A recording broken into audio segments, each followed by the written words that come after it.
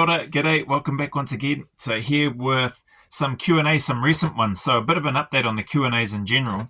It seems that after reviewing the list of Q&A questions that I had, that I thought I hadn't been through or that I hadn't responded to, turns out there was a whole bunch of double ups and triple ups on a number of those questions, and I couldn't see any questions in there that I hadn't and or haven't already answered. So I've left those, and what I've done is I've reached out to those people and just said, hey, I've done a video on these, or on this question that you've asked, or these questions that you've asked, the individuals that is, and just wondering if they've received or seen or got the responses that they were after, or that they, that the answers that they were looking for, I should say. And so far, still waiting to hear back from a few, but I've heard back from some that have said, yep, I've answered their questions, so that's been cool. So I'm going to park those. So these ones are more recent ones, and they came through in the comments section of a couple of videos.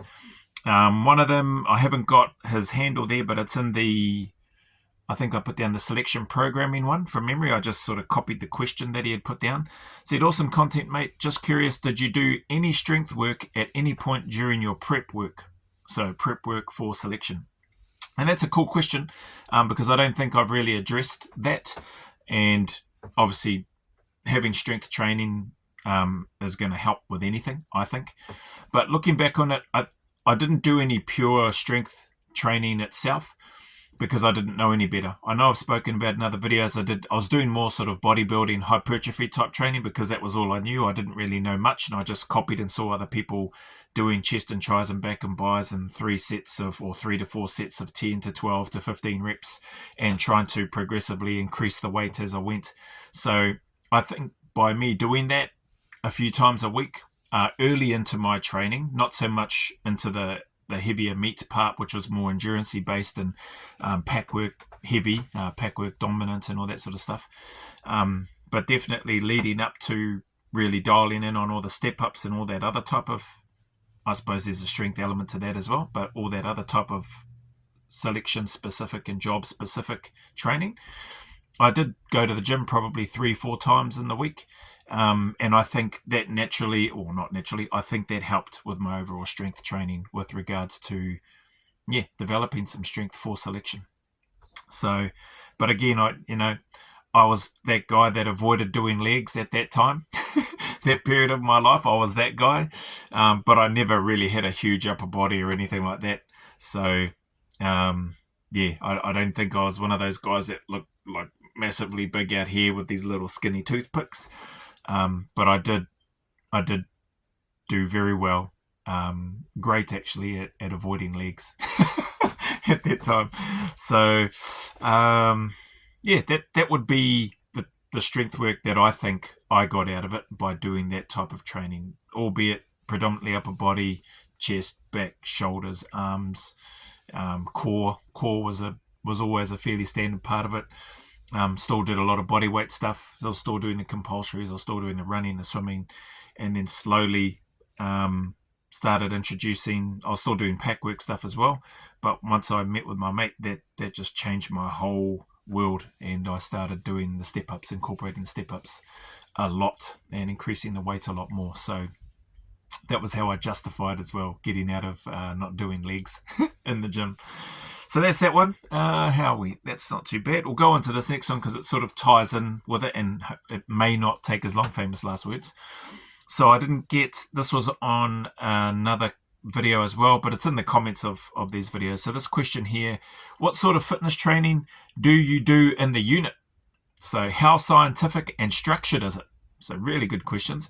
Might be a good video topic. Thanks for all the content. So appreciate you, bro. Thank you very much. Sorry I haven't got your guys' handles here to just call yous out or shout yous out, but sincerely appreciate the time that you've spent on here. So what sort of fitness training do you do in the unit? From my time, when I was in there, we just did whatever pretty much the patrol commander or the platoon sergeant wanted to do, or maybe even the troop commander. So it was typically a team or troop type PT. Sometimes it would be away in your own team, but for a lot of sessions, I recall us getting a fair bit of troop PT in.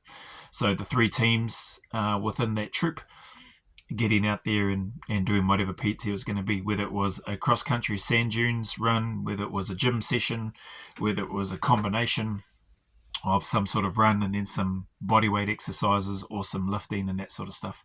There was an incorporation of some strength work and training into some of our gym sessions, which one of the Bureau qualified operator PTIs, Shane Saltmarsh, had introduced. He was a unit man. He was a machine, and so that was sort of the sort of work that we did. There was always a healthy dose of running for PT. I remember that because I was never that guy at the front in PT, but thankfully I wasn't the guy that was right at the back either. So there was always running, was a healthy part of it. And then the men, though, at least in my time, you were expected to work on anything else extra that you needed. So having another training session in the afternoon was not uncommon. Getting in, maybe even a lunchtime session at the gym was not uncommon. So if there was a heavy running component in the morning for the morning PT with the troop or with your team, then, it wouldn't be uncommon for guys, well, including myself, would get in some sort of lifting session. So I started to identify the opportunity to do a bit more lifting once I was in, to try to build some of that strength, going back to that first question. So that was pretty much the fitness training. You might say is by the seat of our pants, because the next part of this question, how scientific and structured is it? When I was in, there was no science being applied, and it wasn't structured. It wasn't like, okay, lads, Monday we're doing endurance, Tuesday we're doing strength, Wednesday we're doing whatever it is. Like there was none of that structure in there. It was pretty much how I train today. By the seat of my pants, wake up, what do I feel like doing? What did I do yesterday? What are some of the things that I'm weak at, that I can improve on? And having this knee recovery, knee stuff, even though it's doing awesome at the moment, has been an awesome catalyst for me to really dial in the weakness of my pressing, my pushing, the weakness of my pull-ups, the weakness of my arms, doing arm stuff. So it's been awesome for me in terms of, I wouldn't call it a reset, but just an opportunity to work on some of the other things. So how scientific and structured is it? During my time, it wasn't scientific and it wasn't structured, at least not within our troop. Again, we were dealing with, and the unit was dealing with, highly self-motivated individuals. I like to think of myself as one of those members within that group of people, or within the unit at that time, that was really driven, highly self-motivated, and just wanted to get after it and do the job. So we would prioritize and do our training. We would make sure that we trained a couple of times a day as a minimum. That's what I saw anyway. Maybe not everybody did 2 a days, but I know for the most part there's a vast majority of people, some of them I was lucky enough to train with. Not all of them were within my troop. Some of them were from some of the other troops, but training was a really important part of maintaining a level of readiness that you could be confident that you won't let your teammates down when the time comes. And that was it. Hopefully that helps answer the question. That second one, what sort of fitness training do you do in the unit? Up to you. Whatever it is that you feel that you need to do, and or if you're with your troop, and if your patrol commander or your troop sergeant or your troop commander says we're going to do this, sometimes they might hand over the reins to the troopers or to the operators, whether you're a 2IC or not a 2IC, and just go, hey Joe, you're taking the training, or Lockie, you're taking us for training today, and you just do it, and you just come up with a session there and then.